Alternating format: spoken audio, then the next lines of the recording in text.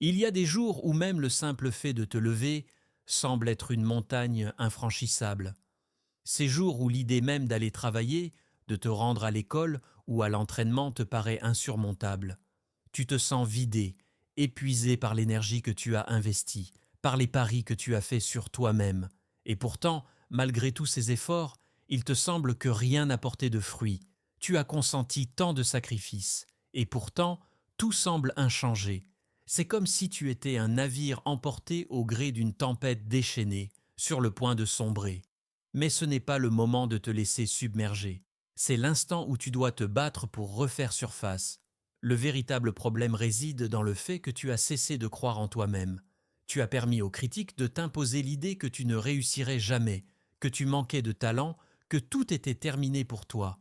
Permets-moi de t'ouvrir les yeux sur la réalité. On t'a induit en erreur. Ce n'est pas parce que tu as connu des revers que tu es voué à l'échec. Ton succès ne se mesure pas au nombre de chutes que tu as subies, mais au nombre de fois où tu t'es relevé. Peu importe combien de fois tu as échoué, ce qui importe véritablement, c'est que tu persévères. Peu importe si tu es le dernier ou si les résultats obtenus sont en deçà de tes attentes. La véritable défaite résiderait dans l'abandon. Et cela, tu ne peux te le permettre. Chaque échec est une leçon précieuse, une expérience qui te forge et te renforce.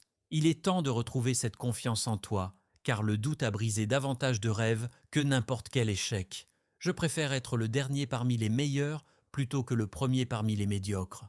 Je préfère tout donner, même si cela doit me conduire à la défaite, plutôt que de remporter une victoire sans mérite.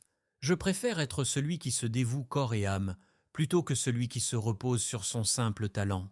Je préfère échouer 1000 fois en essayant, plutôt que de vivre une existence stérile, sans audace ni tentative. Je préfère toucher le fond et me relever, plutôt que de demeurer inerte au sommet.